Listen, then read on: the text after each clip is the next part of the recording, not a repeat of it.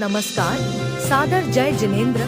क्षमा news channel, कहीं भी कभी भी सही और सकारात्मक समाचारों के लिए देखना और सुनना न भूलें। साथ में आपसे विनम्र निवेदन है कि यदि आपने इस चैनल को सब्सक्राइब नहीं किया है तो कृपया अवश्य कीजिए और शेयर और लाइक करना ना भूलें। हमारे को इतिहास में पढ़ाया गया है कि महावीर भगवान की शादी हुई और उनकी एक पत्नी थी यशोदा, उनके एक पुत्री भी थी। एक्चुअली ये बिल्कुल गलत बात है। अपने शास्त्रों के अंदर महावीर स्वामी बिल्कुल बाल ब्रह्मचारी थे। फिर ये भ्रम फैलाया गया जिसमें अपने दिगंबर जैन समाज ने, किसी ने आज दिन तक इतिहास में स्कूल में पाठ्यक्रम किसी ने विरोध क्यों नहीं किया। और दूसरा प्रश्न है कि घर के अंदर माँ बाप का ध्यान सबसे ज्यादा कौन रखती है? बेटी रखती है या बेटा रखता है या बहू रखती है? तीनों में से कौन से सबसे अच्छा ध्यान माँ बाप का सही परिवेश सही ध्यान कौन रख सकते हैं? नमस्ते। हमें बोला ना फतेह लाल जी के प्रश्न गजब होते। खुद को पिटेंगे पिटेंगे, हमें भी पिटवाएंगे कदवा। पहली चीज याद रखो, ये बात दिनेश बेटा पूरी समाज में भेजना। दिगंबर समाज की बहुत सारी भूलें ऐसी हैं। पहली चीज है कि हम आपस में ही लड़ते रहे, हम मंदिरों में ही लड़ते। हमें धर्म का इतिहास नष्ट हो रहा उससे कोई फिक्र नहीं, हमारे धर्म के ग्रंथ नष्ट हो रहा उससे कोई फिक्र नहीं, हमारे धर्म का इतिहास जो दुनिया में जा रहा उससे कोई फिक्र नहीं। आपको मालूम, दिगंबर समाज को आज तक इस बात का विकल्प नहीं हुआ कि स्कूलों में बच्चों को पढ़ाया जा रहा है कि भगवान महावीर शादीशुदा थे। एक बाल ब्रह्मचारी तीर्थंकर को शादीशुदा बताएगा, क्यों बताएगा? भाई जिनने बताया उनके यहाँ शादीशुदा थे, उनने सही बताया, वो तो अपनी जगह सही है ना। और उनके पास पावर है, पैसा है। ऐसा नहीं कि पावर पैसा हमारे पास नहीं, लेकिन हमारा पावर पैसा है, हम बड़े हम बड़े हम बड़े, इसमें ही दिगंबर मर रहे हैं।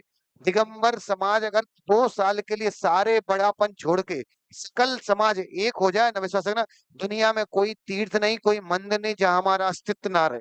हम सब वापस लेने की ताकत रखते हैं, लेकिन तभी ले पाएंगे जब हम एक हो जाएंगे। आप सोचो, आप मंदिरों की बात करें, आपके परमात्मा को बाल ब्रह्मचारी को शादीशुदा बता दिया, उसकी कन्या बता जा रही, और आपको दुख।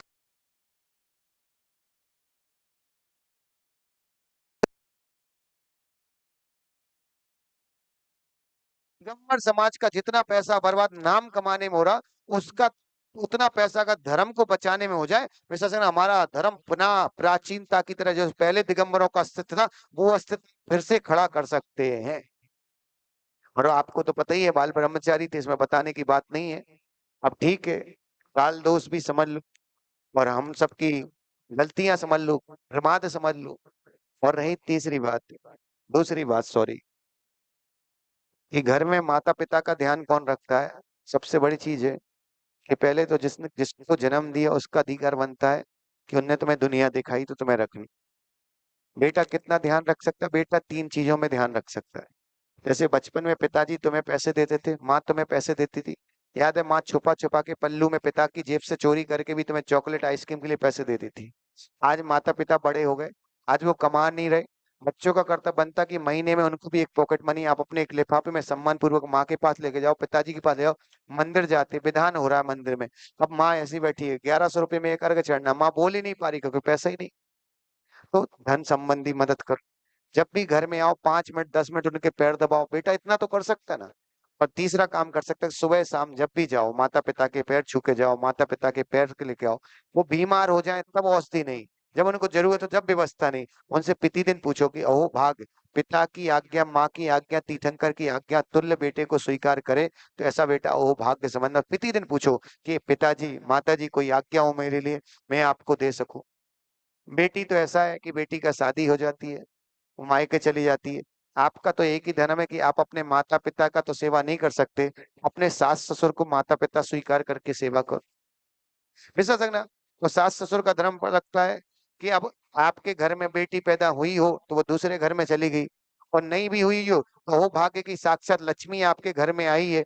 और याद रखना, जो कागज में गांधी जी वाली लक्ष्मी उसकी पूजा करने से पैसा बढ़े नहीं बढ़े। अपने घर की बहू और बेटी का सम्मान रखो। नियम से लक्ष्मी लिख के दे सकता हूँ, लिख के नियम से बढ़ेगी। तीसरा, बहू को बहू को तो यही सोचना चाहिए कि जिन माता पिता ने हमें जन्म दिया हम उनकी सेवा तो नहीं कर पा रहे, कम से कम जिसने हमारे पति को जन्म दिया उसकी सेवा करें। तीनों मिलके करें, क्योंकि माता पिता की सेवा तो भगवान की सेवा है, और भगवान का कोई एक अकेला भक्त तो नहीं हो सकता, किसी का अधिकार क्षेत्र तो नहीं है कि ये भगवान हमारे हैं। भगवान के तो सभी होते हैं, उसी तरह माता पिता के सभी होते हैं, इसलिए सबको मिलकर सेवा करनी चाहिए, ऐसा हमारा नमस्ते विचार है। गुरुदेव, आपका प्रश्न का सही उत्तर मिल गया मेरे को। मैं भी यही चाहता हूँ कि घर के अंदर एक माता पिता को किसी ने पूछा कि आप सबसे ज्यादा महत्व किसको देते हो, तो उन्होंने क्या बताया कि सबसे ज्यादा बहू का महत्व होता है। वो अपनी बेटी भी है, बहू भी है, और घर की सब कुछ वो है। बेटी ससुराल चली जाती है, बेटा ड्यूटी पे चला जाता है, दुकान चलाता है, मगर घर के माँ बाप, बूढ़े माँ बाप का सबसे ध्यान बहू रखती है। और हर समय टाइम पे दवा देना, ये करना। ऐसी हकीकत में गलत नहीं बता तो मेरी बहू ये सामने बैठी है, वो ऐसी बहू है जैसा कि इतिहास में और शास्त्र में बताया गया, ऐसी बहू साक्षात मेरे घर के अंदर है। दूसरी जगह मेरे को ढूंढने कहीं नहीं जाने का। नमोस्तु। ऐसी विधि जैन अपना वही तो प्रश्न तुम प्रश्न पूछ पा रहे हो, नहीं तो कल की रोटी नहीं चली जाती तुम्हारी। विधि जैन अपना प्रश्न रखेंगे। गुरुदेव के चरणों में बारंबार नमोस्तु नमोस्तु नमोस्तु। गुरुदेव, मेरा प्रश्न ये है कि पहला दर्शन विधि, और दूसरा, अगर हम जैन है, कंदमूल नहीं खा सकते तो फिर दही क्यों ले सकते? दही क्यों ले सकते बच्चा? ऐसा है, तुमने जो साइंस में दही पढ़ा है ना, उसमें जीव होते हैं, है ना, तुमने वही पढ़ा है। पहली चीज समझ लो, वो जीव होते क्यों हैं। साइंस के अनुसार जो दही है, वो दही कौन सा है? बाजार का। उस दूध को गर्म नहीं किया जाता है, दूध को हल्का सा अप्रासुक दूध रहता है, उसको दही जमाया जाता है, और दही के पात्र में जमाया जाता है। हमारे यहाँ भी दही के पात्र में जमाओ तो जीव होंगे, लेकिन हमारे यहाँ क्या है, दही के पात्र से नहीं जमाते, बादाम से जमाते हैं, पत्थर से जमाते, और उसको इतना धो लेते कि उसमें दही नहीं रहता है, वो पत्थर के कारण दबता है। दही से दही जमाने में जीव होते हैं। आप कभी घर में दही जमाओ और उसको लेबोरेटरी में ले जाओ, चेक करा लो, एक भी जीव नहीं होगा बेटा। जो साइंस में बैक्टीरिया बताए ना, वो दही से दही जमाने में 9वीं क्लास की साइंस की बुक में आता है, हमने भी पढ़ा है। तब हम भी सोचने लगे थे, यार महाराज जी दही कहते, और हमसे बोलते आलू मत खाओ। हमारे दिमाग में भी बचपन में ही क्वेश्चन आया था, ऐसे कोई बात नहीं। फिर हमें समझाया, फिर हमने तो, और आप आश्चर्य करो, हमने तो खुद ही लेबोरेटरी चेक भी किया है। और तो छोड़ो, स्कूल में क्या है, लाइब्रेरी रहती थी, मशीन रहती थी, एक पीरियड मिलता ही था, कुछ नहीं को तो खुरापात अपने घर से दही ले आए।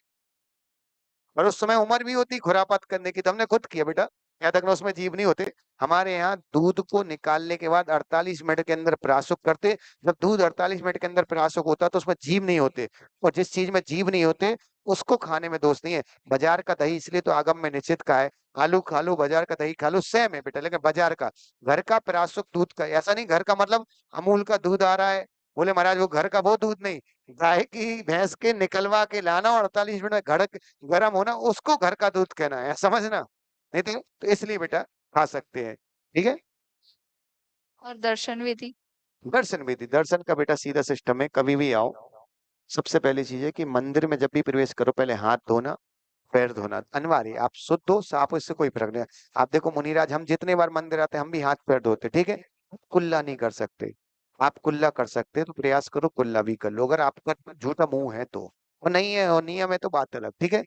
अब उसके बाद सबसे पहले आके, जैसे कायदे से यहाँ बताए ना, अब यहाँ जितने लोग आते हैं ना, इन सबको पाप पड़ता है। अब सबकी चप्पलें वहां रखी, मानिस्ता में यहाँ है। ये पूरा जब मानिस्ता में आए तो जो मंदिर का वो जाली दिख रही है, वहां से नवदेवता चालू हो गया। अभी यहाँ चप्पलें रखी है, पूरा नवदेवता का प्रांगण है, तो इस मंदिर के अंदर चप्पल भी नहीं उतार सकते। नवदेवता के ऊपर आपने चप्पल उतारी, आपको बाउंड्री के बाहर व्यवस्था करनी चाहिए कमेटी को, वहां स्टैंड लगा दो, इस साइड वहां व्यवस्था कर दो चप्पल उतारने की, ठीक है। देखो, गलत नहीं लेना, हम किसी की अभिनय नहीं कर रहे। बच्ची ने विधि पूछा, हमसे प्रश्न पूछा, इसलिए आंसर दे रहा है, किसी को बुरा लगे तो अपनी समझना। फिर उसके बाद आने के बाद बेटा देहरी पे आके निश्चय निश्चय निश्चय बोलना। फिर मानिस्तम है, तो मानिस्तम की पहले 3 परिक्रमा देना, फिर चारों भगवानों को बैठ के गवासन लगा के नमस्तु करना। फिर जिनालय के अंदर आके, अब इधर मंदिर में आ जाओ, तो यहाँ तो घंटी ढूंढने से नहीं दिखेगी, क्योंकि तुमने बहुत बड़ी लगाई है, मतलब देखने से नहीं दिखती। हमें भी दूसरे दिन लगी थी, हमें पहले दिन नहीं लगा, मंदिर में घंटी ही नहीं है क्या? कोई बात नहीं, कभी अशोक भाई के भाव बन जाए, बड़ा दान देने के भाव हो, या तो एक आध घंटा वो भी टांग सकते, कोई भी टांग सकता है, ऐसा बता रहा हूँ, मतलब उनका नाम याद है इसलिए कह रहा हूँ। बाकी ऐसा नहीं समझना कि महाराज हमसे वसूली भाई बन रहे हैं, हमें नहीं, ऐसा तुम्हारी मर्जी, है ना। तो पहले घंटे को बजाना, हो घंटे को बजाने के बाद आगे नहीं बढ़ना, घंटा बजाने के बाद 2 सेकंड 5 सेकंड घंटे को बजाने के बाद तो उसके नीचे खड़े होना। उसकी ध्वनि हमारे दिमाग की नसों को बहुत शांत करती है। उसके बाद जिनालय में आके सबसे पहला काम करना 3 प्रदक्षिणा देना। 3 प्रदक्षिणा देने के बाद भगवान को खड़े होके हाथ जोड़कर कुछ नहीं बोलना। सबसे पहले आंखों से निहारना, कितना सुंदर रूप देखा है। फिर रूप देखने के बाद अपनी भक्ति, अपने शब्द भगवान को जो भी आपको है, कुछ नहीं आता तो अंचेमी, पूजेमी, वंदामी, नमस्सामी बोल के 3 आवर्त। आवर्त का वही सिस्टम 9, 12, 3, 6, 9 वो समझ लेना। आवर्त करना सीधा आवर्त। अभी आप जो करते हो वो उल्टा है। सीधा आवर्त इस साइड से चालू होगा। अपने सीने पे घड़ी रखो, रखो घड़ी, रखो तो ऐसे मुंडी कलर ऐसे रखो घड़ी, ऐसे पकड़ो घड़ी गिर जाएगी। अब इस घड़ी में 12 कहाँ बजेंगे? बजाओ। 3 कहाँ बजेंगे? वारे पढ़ी लिखे गवारों, किस साइड बजेंगे 3? किस साइड 3 बजेंगे मोनू? बजाओ मोनू के लिए ताली। 9वीं पास गधा कहीं का। इस साइड बजेंगे, इस साइड बजेंगे 3। घड़ी घड़ी रखो इधर, घड़ी। खड़े हो जाओ, खड़े हो जाओ, जल्दी खड़े हो जाओ। ये आंटी का बैग पकड़ो, जल्दी पकड़ो बैग, सीने पे रख घड़ी। कहाँ बजेंगे? 9, 12 बता इसमें। हाँ 3।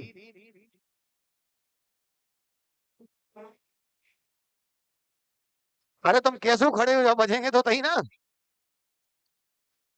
कहाँ बजेंगे जल्दी बताओ? 3।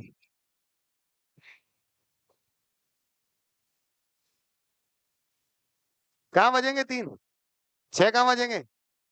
6, 9। बैठ जाओ, तुम्हारा भविष्य बहुत पानी में है। समझ गए ना? 12, 3, 6, 9 ऐसे ही आवर्त करना चाहिए। आप लोग करते हो ऐसे, आवर्त है ऐसा।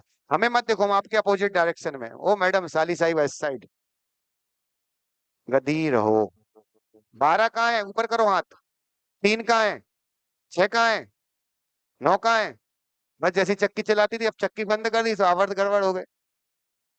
फिर से घरों में चक्की लाओ, सब सुधर जाएगा। कमर भी सुधर जाएगी और दसरा भी सुधर।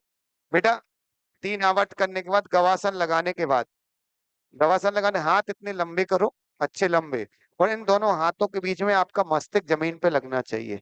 ऐसे करके जमीन पे लगना चाहिए मस्तक, हाथ लंबे, जमीन पे मस्तक। ऐसे करके 3 बार नमस्कार करना, फिर एक कायसुख करना। इतनी विधि, उसके बाद आपको पूजा पाठ जो भी करना वो आप कर सकते हैं। क्षमा न्यूज चैनल देखने के लिए आपको बहुत बहुत धन्यवाद। सादर प्रणाम। सादर जय जिनेंद्र।